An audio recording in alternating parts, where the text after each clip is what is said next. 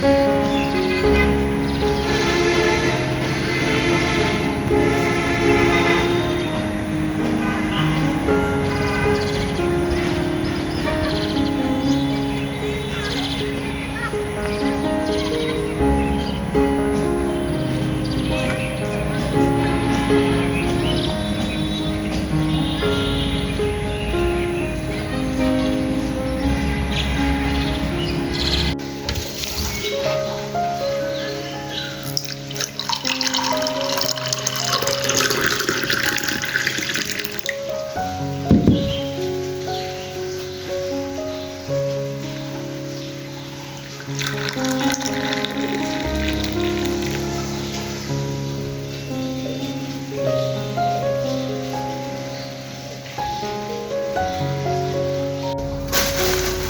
আরো কিছু বাজার আনা হয়েছে, এখানে সেগুলো এক করে সব গুছিয়ে নিচ্ছি। এটা হচ্ছে পাঁচফোড়ন শেষ পর্যায়ে, তো ভাবলাম একটু আনিয়ে রাখি। আর এটা হচ্ছে জিরে গুঁড়ো, পাঁচফোড়ন আর জিরে গুঁড়ো, এগুলো হচ্ছে চালের গুঁড়া।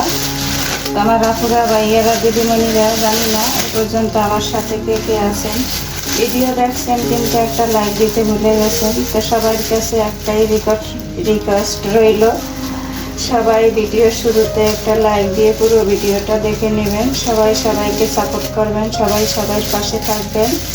আর আমি একটু ইমোশনাল হয়ে পড়েছি, বড় ছেলে আসবে না তো ঈদের, তাই জন্য মনটা খুবই খারাপ।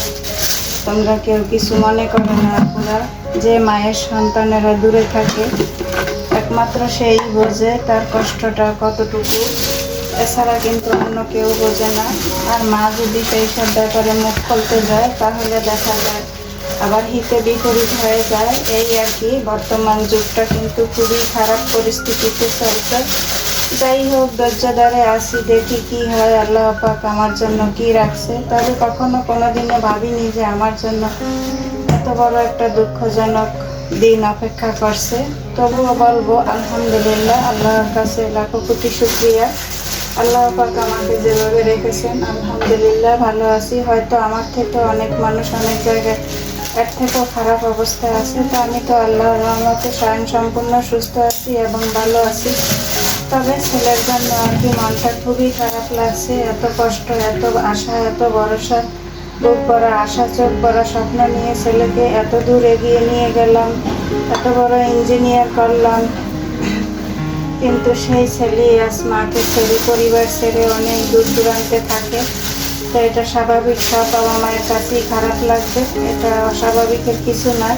তারপরেও দেখা যায় কি, মানুষ তো ভিতরের কথা বুঝতে পারে না বা জানতে পারে না। দূর দূরান্ত থেকে একটা খবর শুনলে বা একটা খবর ছড়াইলে সেখানে দেখা যায় মায়ের উপরই আঙ্গুলটা ওঠে বেশি, বা মায়ের দোষটাই বেশি করে দেখা হয়। যাই হোক, সব কিছু আল্লাহর ইচ্ছা। আল্লাহ যেখানে যাকে যেভাবে রাখছেন, দোয়া করি সবাইকে যেন সুস্থ রাখে, ভালো রাখে।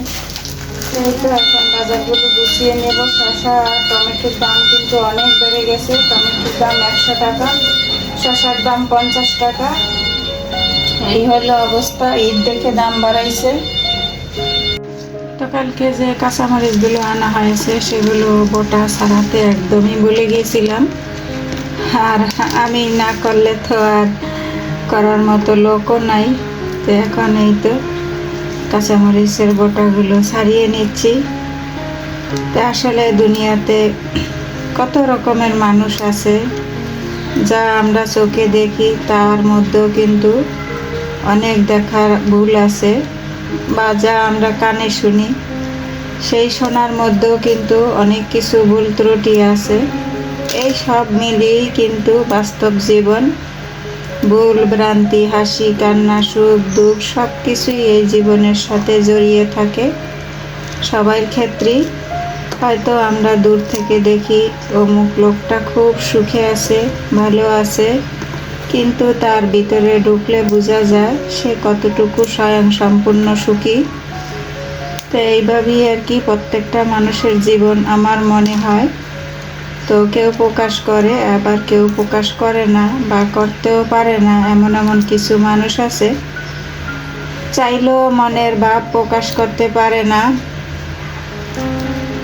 এই আর কি। তাই তো মরিচগুলোর বোটাগুলো এখন ছাড়িয়ে নিচ্ছি। কাজের কোনো শেষ নেই, কাজ একটার পর একটা হাতছানি দিয়ে ডাকতেই থাকে।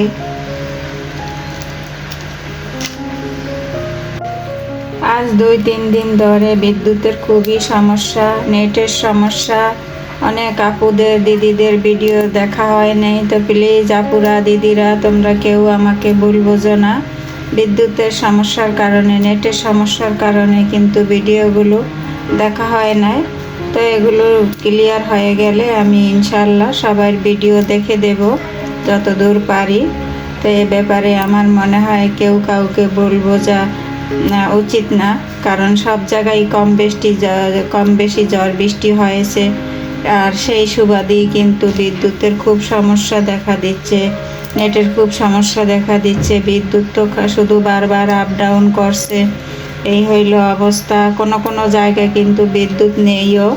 তো আল্লাহর রহমতে আমরা তো মোটামুটি ভালোই আছি, কিন্তু নেটের সমস্যা হয় মাঝে মাঝে, আবার আসে আবার যায়, এই একটা অবস্থার মধ্যে আছি। মরিচগুলো বোটা ছাড়ানো হয়ে গেছে, একটা বক্স নিয়ে নিলাম। এখন সুন্দর করে সংরক্ষণ করে রেখে দেব। তো আমি সবসময় কিন্তু এভাবেই রাখি। তো পুরো তো জানি কাঁচামরিচ কীভাবে সংরক্ষণ করতে হয়। তো অনেক নতুন গৃহিণীরা হয়তো নাও জানতে পারে, তো তাদের একটু হলেও উপকার হবে। তো এইভাবে বোটা ছাড়িয়ে নিচে একটা টিস্যু দিয়ে আবার উপরে আরেকটা টিস্যু দিয়ে রাখলে মরিচগুলো দীর্ঘদিন ভালো থাকে। তো আমি কিন্তু এইভাবেই রাখি, আর আমি যেভাবে রাখি সেভাবেই একটু আপনাদের সাথে শেয়ার করি আমার সব কিছুই। এখন নর্মাল ফ্রিজে রেখে দেব। অফ ক্যামেরায় অনেকগুলো কাজ করে নিয়েছি, তো ভিডিওতে তো সব কাজ আর তুলে ধরা যায় না।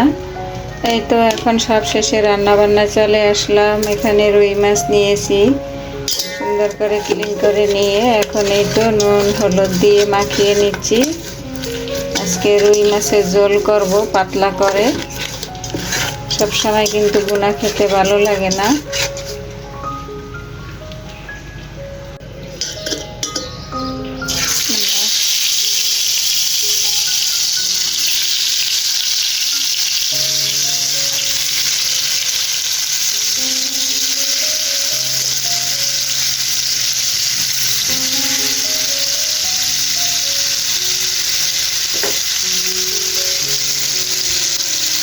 মাছ ভাজা হয়ে গেছে, এখন রান্না বসিয়ে দিয়েছি।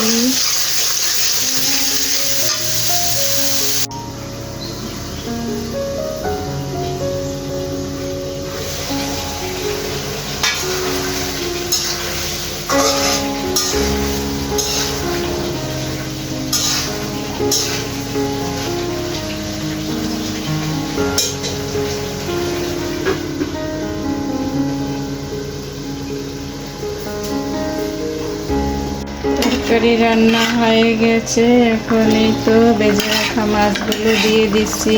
তো আজকেও আলু আর গতকালকের কয়টা পটল ছিল দিয়ে দিলাম, তা না হলে পটলগুলো নষ্ট হয়ে যাবে। এই তো আলু পটল দিয়ে রুই মাছের পাতলা ঝোল করে নিলাম। এখন একটু টমেটো দিয়ে দেব, তাহলে খেতে ভালো লাগবে। অল্প করে দিয়েছি টমেটো, বেশি দিলে আবার ভালো লাগবে না। সব কিছু কিন্তু অতিরিক্ত ভালো লাগে না, নিয়ম মতো দিতে হয়। এই তো এখন কিছু সময় রান্না করে নিলেই হয়ে যাবে রুই মাছের পাতলা ঝোল। অফ ক্যামেরায় ধনিয়া পাতাও দিয়ে দিয়েছি। মাশাআল্লাহ, রান্নাটা হয়ে গেছে, খুব সুন্দর একটা কালার এসেছে। এখন চুলাটা অফ করে দেব। আর এই তো সবশেষে এখন চুলাটা ক্লিন করে নিব সুন্দর করে। তো আমার ভিডিওটি আজ এখানেই রেখে দেব। দেখা হবে আবার নতুন কোনো ভিডিওর মাধ্যমে। সেই পর্যন্ত সবাই ভালো থাকবেন, সুস্থ থাকবেন, নিরাপদে থাকবেন। সবাই সবার জন্য দোয়া করবেন। আল্লাহ হাফেজ। আসসালামু আলাইকুম ওয়া রাহমাতুল্লাহি ওয়া বারাকাতুহু।